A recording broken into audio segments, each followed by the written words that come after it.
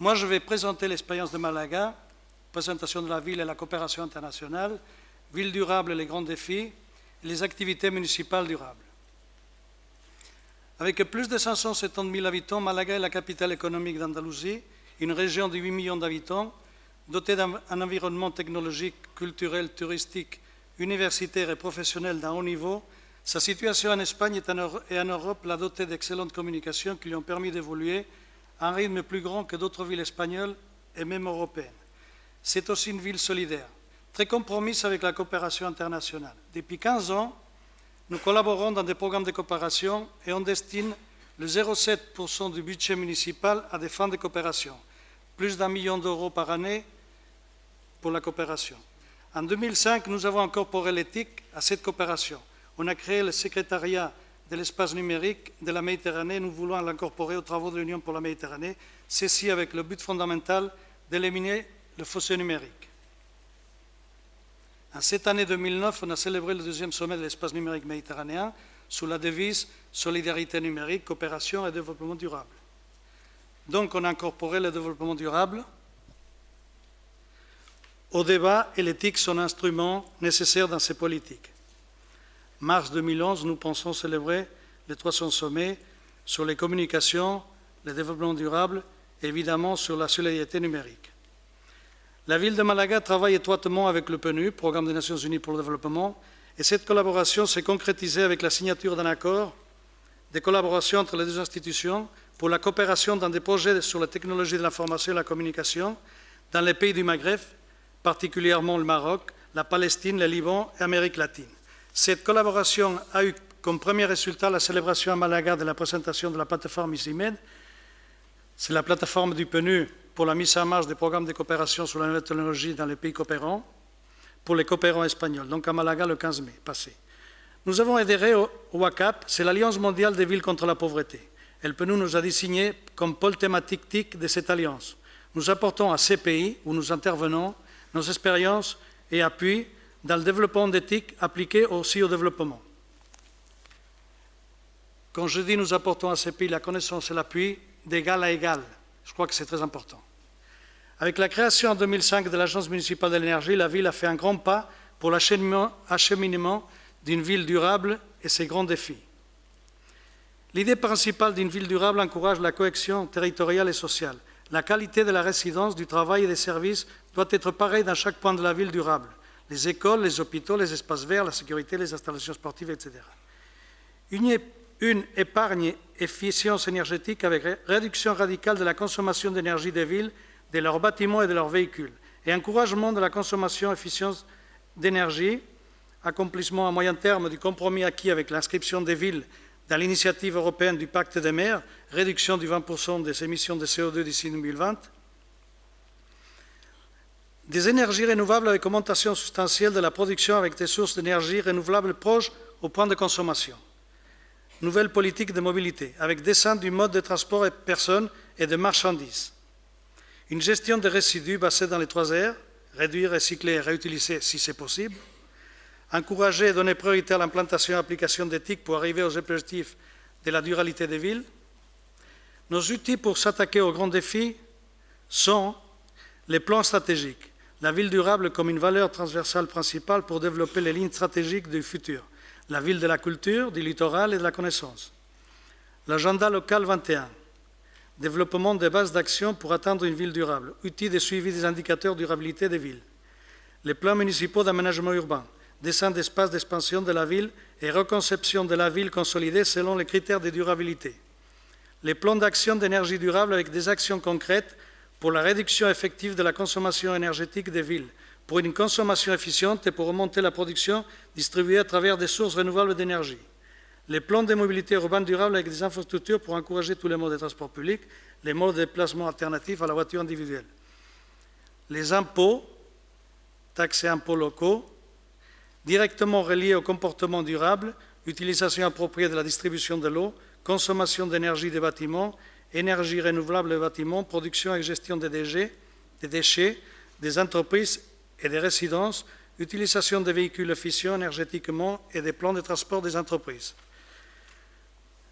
Aussi, la Convention des maires, qui est le pacte promu par l'Union européenne Actuellement, adhésion actuelle, plus de 900 villes. Un compromis de réduction de 20% des émissions de dioxyde de carbone dans l'atmosphère d'ici 2020. La cérémonie signature s'est célébrée à Bruxelles en février 2009.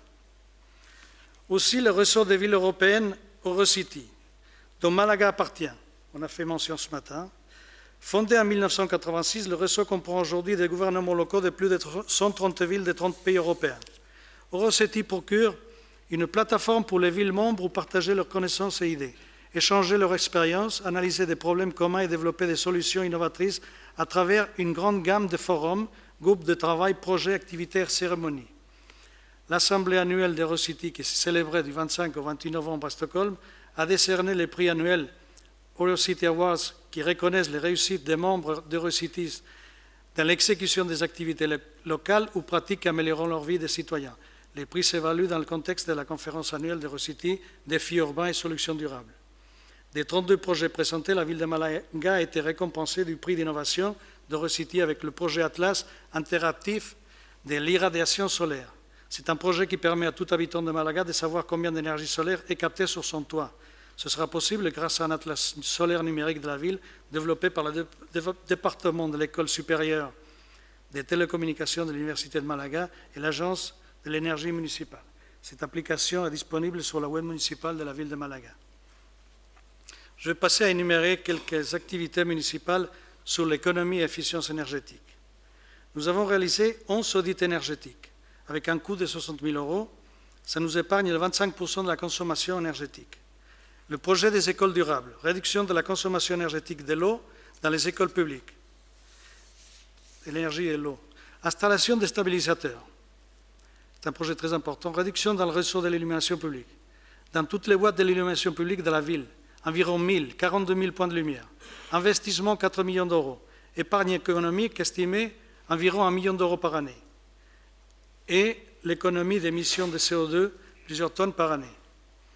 Ces projets se complémentent avec un système de télégestion énergétique municipale, lequel on a réalisé un test pilote pour 20 centres de commandement de l'illumination publique. C'est-à-dire on a l'installation des stabilisateurs, mais ce projet permettra de le faire télématiquement. Ce projet nous a coûté pour l'instant 120 000 €. Remplacement graduel des lampes incandescentes du réseau de feux de signalisation par LEDs. Actuellement, nous sommes au 30% de tous les feux de la ville. Projet pour le télécontrôle énergétique de l'hôtel de ville, déjà mis en place. Nouvelle instruction technique de l'éclairage public. Exploitation énergétique du biogaz et des vidéo-ordures. Séchage des boues.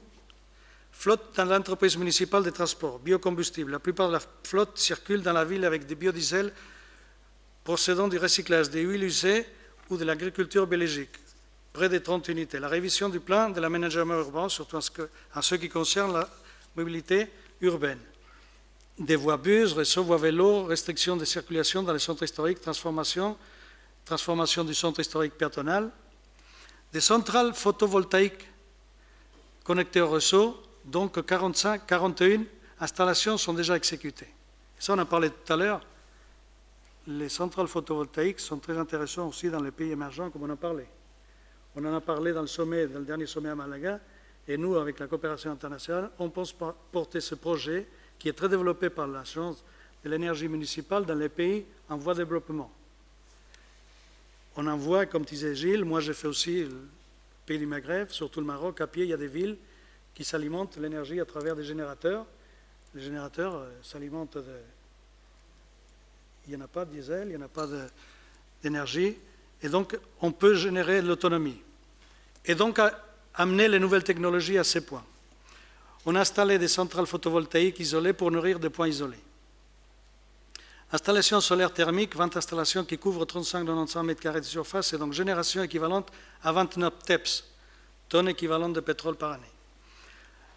Le plan général d'aménagement urbain, une réglementation pour l'installation de l'énergie solaire au terrain, constructible et couvert urbain. Réserve du sol pour des installations d'énergie renouvelable, parc solaire municipal. Normes de descente des bâtiments qui permettent une diminution des consommations de l'énergie. Et très important, qui vient un peu se lier avec mon introduction, c'est qu'on est en train d'éditer un livre qui va se distribuer dans les écoles, qui va faire partie des matières en partie sur les bonnes pratiques. Quand je parlais de la sensibilisation des personnes, nous à Malaga, on a aussi ce problème de l'eau souvent, et on s'est rendu compte que la sensibilisation publique a été beaucoup plus efficace que, par exemple, l'augmentation du prix ou que d'autres politiques. Pour conclure, je vous dis que les TIC sont un instrument au service du changement climatique et de la connaissance et de tout. Et je dois dire que malgré les politiques plus ou moins définies en ce qui concerne les politiques énergétiques et le développement durable, en Espagne on vient d'approuver un plan du gouvernement central, développement durable, c'est dans les villes qui se concentre le plus grand nombre de problèmes environnementaux et nos moyens sont limités, sont même très limités. Sans une politique de ville, surtout en ce qui concerne le financement, nous aurons beaucoup de difficultés pour donner réponse à ces besoins. Muchas gracias, merci beaucoup.